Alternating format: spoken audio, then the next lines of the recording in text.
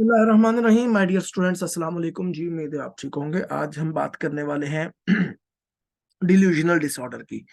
Delusional disorder जो है वो बेसिकली एक सब कैटेगरी है एक बड़े चैप्टर की, जिसका नाम है schizophrenia spectrum and other psychotic disorders. इस चैप्टर में वो डिसऑर्डर्स शामिल हैं जिसमें साइकोसिस की सिम्टम पाई जाती हैं। अब साइकोसिस क्या होता है ये एक अलग डिबेट है, लेकिन मैं थोड़ा सा आपको बता दूं क्योंकि आपको ये पता होना जरूरी है। इसीलिए अगर पता होगा तो हम आगे जो है वो बेहतर तौर पर जो है इसको पढ़ सकेंगे। साइकोसिस बेसिकली होता है कि जिसमें पेशेंट का रियलिटी से कांटेक्ट जो है वो ब्रेक होता है। हकीकत में कुछ और होता है, पेशेंट परसीव कुछ और कर रहा होता है। पेशेंट जो परसीव कर रहा होता है वो हकीकत में वो नहीं होता।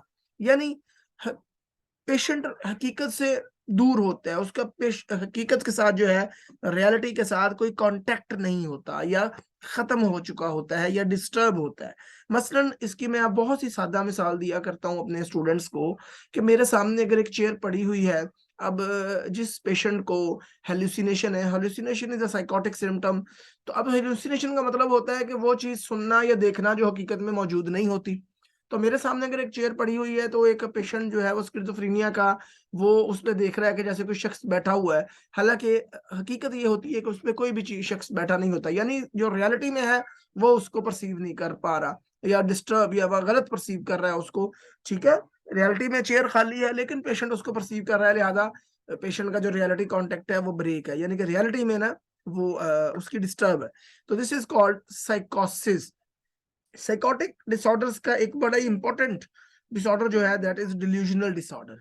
अब डिल्यूजनल डिसऑर्डर को स्टार्ट करने से पहले मैं आपको बता दूं कि डिल्यूजन होते क्या है, क्योंकि हमें ये पता होगा डिल्यूजन क्या होते हैं तो ही हम जो है वो आगे चल सकते हैं। ये मैंने अपनी DSM-5 TR को स्कैन किया है, उसके 2-3 पेज जो आपको पढ़ाने के लिए, वो जरा आपको इजीली समझ आ जाएगा इससे।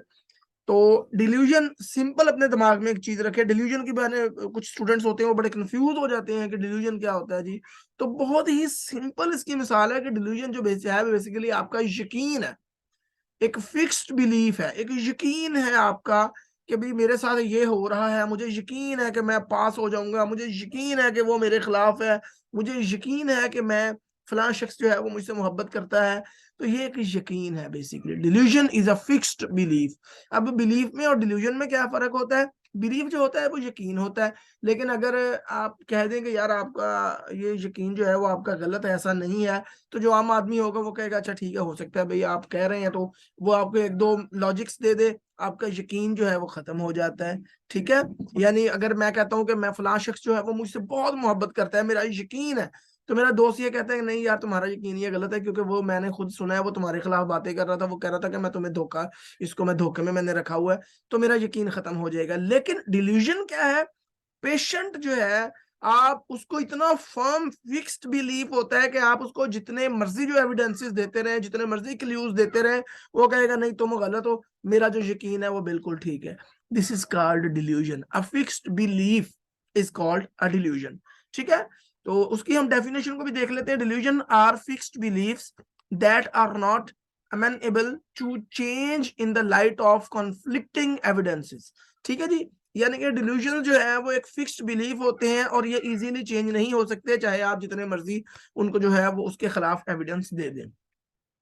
इस डिल्यूजन जो होते हैं वो बहुत सारे थीम्स से रिलेटेड होते हैं। थीम्स से रिलेटेड मीन डिल्यूजन ये किसी से भी हो, जिस तरह मैंने आपको बताया कि मेरा मतलब मुझे डिल्यूजन है कि जी फलां शख्स मुझसे मोहब्बत करता है, या मैं कहूंगा फलां शख्स मेरे खिलाफ है, या मेरा डिल्यूजन होगा कि जी मैं बहुत अमीर आदमी हूँ, मैं बहुत, मेरे पास बड़ी पावर्स हैं, जिस तरह आमतौर पर बच्चे खेल रहे होते हैं ना, मेरे पास पावर्स हैं, सुपर पावर्स हैं।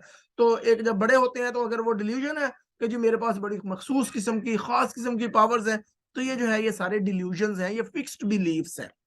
तो उनको उनको हम टाइप्स ऑफ द डिल्यूजन भी कहते हैं। आगे चल के जो है वो हम इसको देख लेते हैं। तो डिल्यूजन के नेचर के हिसाब से जो है वो दो तरह के डिल्यूजन होते हैं। एक होता है बिजार डिल्यूजन और एक होता है नॉन बिजार डिल्यूजन। ये आपकी इजीनेस के लिए मैंने ये साइड पे लिख भी दिया। ये बेसिकली मेरी बुक है जिसको मैं स्कैन करके आपको पढ़ा रहा हूँ, तो मैं इसके ऊपर ना वो लिखता रहता हूँ। मैंने इसमें बड़े कीड़े मकोड़े मारे हुए होते हैं, तो अगर आप मेरी किताब देखेंगे तो परेशान हो जाएंगे। खैर बहरहाल ये आपको पढ़ाने के लिए अभी मैंने जरा कम लाइनें लगाई। तो नेचर के हिसाब से जो है वो डिल्यूजन की दो टाइप्स होती है, एक को हम कहते हैं बिजार डिल्यूजन्स और एक को कहते हैं नॉन बिजार डिल्यूजन्स। ठीक है जी। बिजार डिल्यूजन क्या होते हैं? ऐसा काम जो हकीकत में नामुमकिन हो, ऐसा यकीन जो हकीकत में नामुमकिन हो। तो अगर आपको वो यकीन है तो उसको कहते हैं बिजार डिल्यूजन। मसलन अगर मैं ये कहूं कि कोई बगैर ऑपरेट किए मेरे जिस्म से जो है वो शुआओं के जरिए मेरे गुर्दे जो है वो, मेरे लंग्स जो है वो, मेरा जो हार्ट है वो निकाल रहा है, तो this is called bizarre delusion. या मैं ये कहूं मैं ये जो सोच रहा हूँ वो टीवी पर चल रहा है, तो दिस इज बिजार डिल्यूजन। और उसकी जो दूसरी टाइप है, यानी जो हकीकत में ना हो, जो हकीकत में काम ना हो सकता हो, मुमकिन ना हो, अगर वो आपको बिलीव है तो दैट इज कॉल्ड बिजार। अगर नॉन बिजार क्या है?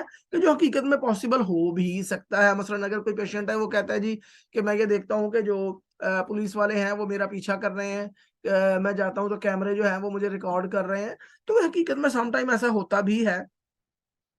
तो this is called non bizarre, यानी वो डिल्यूजन जो हकीकत में पॉसिबल नहीं होते वो बिजार, और जो पॉसिबल हो सकती हैं सिचुएशंस आप उनको डिल्यूजनाइज करते हैं, तो वो नॉन बिजार डिल्यूजन कहलाते हैं। अब आ जाते हैं आगे इसके क्राइटेरिया की जानब। कौन सा पेशेंट जो है वो कब डायग्नोस होगा? क्राइटेरिया ए DSM-5 TR का हम पढ़ लेते हैं। क्राइटेरिया ए क्या है जी? अ प्रेजेंस ऑफ वन और more delusions with a duration of 1 month और लॉन्गर। कम से कम एक या एक से ज्यादा डिल्यूजन हो और उनका जो ड्यूरेशन हो वो कम से कम 1 महीना या उससे ज्यादा हो। ठीक है जी। उसके अलावा criteria A for schizophrenia has never been met. लेकिन अगर अगर हेलुसिनेशन भी साथ हैं, यानी कि स्किज़ोफ्रेनिया का जो क्राइटेरिया है, अगर स्किज़ोफ्रेनिया है पेशेंट को, तो फिर आपका ये क्राइटेरिया जो है वो मीट नहीं करेगा, क्योंकि स्किज़ोफ्रेनिया में सिर्फ डिल्यूजन नहीं होते बल्कि हेलुसिनेशंस भी होते हैं। तो मेन क्राइटेरिया क्या है? अ प्रेजेंस ऑफ 1 और more delusions with a duration of 1 month और लॉन्गर, यानी डिल्यूजन्स हो कम से कम 1 महीना, एक से या एक से ज्यादा डिल्यूजन्स कम से कम 1 महीना या 1 महीने से ज्यादा हो, तो उसको जो हम कहते हैं डिल्यूजनल डिसऑर्डर। आगे, apart from the impact of the delusion और it's ramifications, functioning is not markedly impaired or behavior is not obviously bizarre or odd। ठीक है जी। कि बजाय इसके कि डिल्यूजन्स हो या उसकी जो कोई भी टाइप हो या कोई भी उसकी चीजें हो, तो उसके बावजूद जो है वो फंक्शनिंग जो है वो उसकी पेशेंट की इम्पेयर नहीं होनी चाहिए।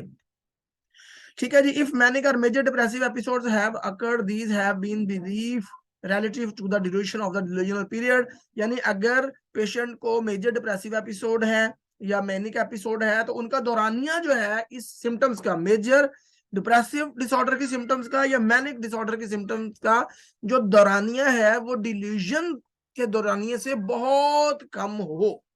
उसके अलावा the disturbance is not better attributable to the physiological effect of a substance, medical condition, mental disorder, another mental disorder, यानी जो डिस्टर्बेंस है बेसिकली या जो डिल्यूजन है वो किसी फिजियोलॉजिकल इफेक्ट के वजह से नहीं होने चाहिए, किसी मेडिकल प्रॉब्लम की वजह से नहीं होने चाहिए, किसी ड्रग यूज की वजह से नहीं होना चाहिए, या और भी किसी भी मेंटल डिसऑर्डर जिस तरह body dysmorphic disorder, obsessive compulsive disorder, इनकी वजह से नहीं होने चाहिए। तब जो है वो आप डायग्नोस करेंगे डिल्यूजनल डिसऑर्डर को। उसके बाद अब ये तो था क्राइटेरिया। ठीक है जी। क्राइटेरिया आपको मैंने सिंपल बता दिया है कि प्रेजेंस ऑफ 1 और more delusions with the duration of 1 month और लॉन्गर, यानी एक या एक से ज्यादा डिल्यूजन जो कि कम से कम 1 महीना और ज्यादा से ज्यादा इससे ज्यादा भी जो है वो चल सकता है। उसके अलावा जो है ये ज्यादा इम्पैक्ट ना करे फंक्शनिंग पर। उसके अलावा जो है अगर पेशेंट को मैनिक या मेजर डिप्रेसिव एपिसोड्स हैं तो उनका दौरानिया इंतहाई कम होना चाहिए कंपैरेटिवली डिल्यूजनल पीरियड्स। ठीक है। उसके अलावा किसी भी मेडिकल कंडीशन की वजह से डिल्यूजन ना हो, किसी भी सब्सटेंस या ड्रग लेने की वजह से डिल्यूजन ना हो, या किसी भी दूसरे मेंटल डिसऑर्डर की वजह से डिल्यूजन ना हो, तो आप उसको पेशेंट को डिल्यूजनल डिसऑर्डर डायग्नोस करते हैं। आगे आ जाती हैं टाइप्स। स्पेसिफाई, यानी किस कंटेंट का डिल्यूजन है। सबसे पहले आ जाता है इरोटोमैनिक delusions. This subtype applies when the central theme of the delusion that is another person is in love with the delusion. जैसे मैंने ये साइड पे लिखा हुआ है, कोई मरीज से मोहब्बत करता है, यानी कि पेशेंट को कहता है कि जी मुझसे कोई मोहब्बत करता है, कोई किसी को मुझसे जो है वो प्यार है। Apply central delusion is that another person is in love with the individual, यानी किसी कोई शख्स जो है वो मरीज कहता है मुझसे फलां जो है वो बहुत मोहब्बत करता है, हालांकि हकीकत में नहीं कर रहा होता, तो ये उसको डिल्यूजन हो सकता है। ग्रैंडियोस टाइप डिल्यूजन क्या है? मरीज में कोई बहुत ही खास टैलेंट मौजूद है. This subtype applies when the central theme of the delusion is that conviction of having some great talent और इंसाइट और having made some important discovery. जब पेशेंट कहता है कि मेरे पास कोई बहुत ही इंपॉर्टेंट टैलेंट मौजूद है, मेरे पास कोई सुपर पावर्स हैं, या मैंने कोई बहुत ही जबरदस्त चीज इजाद कर दी है, तो इस तरह का जब डिल्यूजन होगा that is called grandiose type of delusion. आगे आ जाता है जेलस टाइप. जेलस टाइप में क्या होता है? बीवी, शौहर या जो है वो गर्लफ्रेंड बॉयफ्रेंड जो है वो बेवफा है. जेलस टाइप ये मैंने आपको इसलिए लिख दिया और आसान, भले लेमैन लैंग्वेज में, मुझे पता है मैंने लेमैन लैंग्वेज में लिखा है, लेकिन ये समझने के लिए बहुत जरूरी होती हैं ये चीजें, और आपको समझाने के लिए भी ये बहुत जरूरी है कि इजीली आप जो है वो समझ सकें. This subtype applies when the central theme of the individual's delusion is that his or her spouse or love in is unfaithful. ठीक हो गया जी. आगे persecutory type of delusion क्या होता है? मरीज को कोई चीट कर रहा है.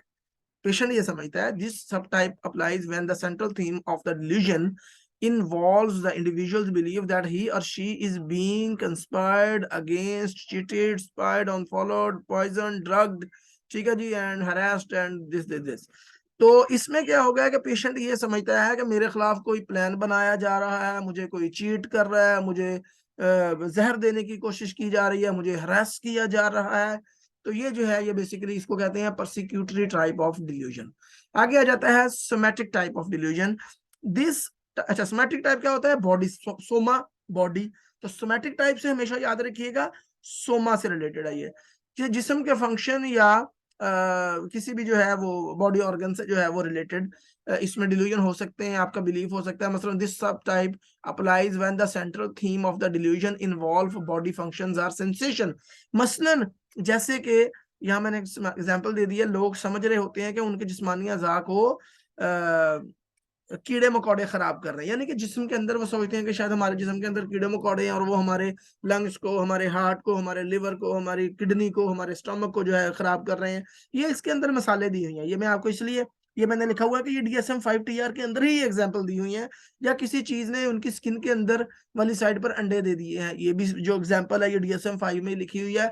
या लोग ये समझते हैं ये जो स्किन है ना, इसके नीचे किसी चीज ने जो है वो अंडे दे दिए हैं. या कुछ लोग ये समझते हैं कि जी इनके जो बॉडी है उसको, बॉडी के आज़ा जो है वो निकाले जा रहे हैं, यानी कि जिस्म से रिलेटेड जो है वो बेसिकली डिल्यूजन को, जिस्म से रिलेटेड जो है वो परसेप्शंस को, जो कि गलत परसेप्शंस होती हैं, उनको जो है that is called somatic type of delusion. उसको हम सोमैटिक डिल्यूजन कहते हैं. जिस तरह जिस्म के अंदर कीड़े मकोड़े हैं वो खराब कर रहे हैं, मेरे अज़ा निकल रहे हैं, मेरे अज़ा को काटा जा रहा है, ठीक है. तो इस तरह के जो डिल्यूजन है बॉडी से related, those are somatic type of the delusion. तो ये है जी रोटोमैनिक टाइप. मैंने आपको बता दिया कि मरीज समझता है मुझसे कोई मोहब्बत करता है बहुत ज्यादा. ग्रैंडियोस टाइप मरीज में बहुत ही, मरीज समझता है मेरे अंदर को बहुत ही खास किस्म का टैलेंट मौजूद है. जेलस टाइप, इसमें बीवी है तो वो समझती है कि शौहर बेवफा है या उसका जो है वो लवर बेवफा है. शौहर है तो वो समझता है बीवी बेवफा है या उसकी जो है वो गर्लफ्रेंड बेवफा है. परसिक्यूटरी टाइप ऑफ डिल्यूजन क्या है? मरीज ये समझता है कि मुझे जो है वो चीट किया जा रहा है, मुझे जहर देने की कोशिश की जा रही है, मेरे खिलाफ प्लानिंग की जा रही है, एंड सो ऑन. और सोमैटिक टाइप ऑफ डिल्यूजन जो है वो पेशेंट समझता है कि मेरी बॉडी फंक्शंस के साथ कोई मसला है, मेरी सेंसेशंस के साथ कोई मसला है, मुझे बॉडी के अंदर कीड़े मकोड़े रेंगते हुए महसूस हो रहे हैं, मेरी बॉडी को कीड़े खा रहे हैं, मैं ये हो गया हूँ, वो हो गया हूँ. तो यानी कि सोमैटिक, सोमा बॉडी को कहते हैं, ठीक है. तो सोमा से रिलेटेड जितने भी थीम्स हैं दैट इज कॉल्ड, जितना भी कंटेंट है that is called somatic type of the delusion. तो ये है जी डिल्यूजनल डिसऑर्डर. अगले लेक्चर में इंशाल्लाह हम इसको जो है वो डिफरेंशिएट भी करेंगे. इसका डिफरेंशियल डायग्नोसिस भी है जो है वो नेक्स्ट लेक्चर में हम इसको देखेंगे. पहले हम इसको एक दफा पढ़ लें डिल्यूजनल डिसऑर्डर को, फिर हम स्किज़ोफ्रेनिया को पढ़ेंगे, फिर जब ये साइकोसिस का जो है वो सारा खत्म हो जाएगा चैप्टर, फिर हम इसका जो है वो डिफरेंशियल डायग्नोसिस पढ़ेंगे कि बेसिकली डिफरेंशियल डायग्नोसिस क्या होता है. तो तब तक के लिए इजाजत दीजिए, दुआओं में याद रखिएगा. फ़ी अमानिल्लाह, अल्लाह हाफिज. हम आपके लिए हमेशा दुआ गो रहते हैं. अस्सलाम वालेकुम.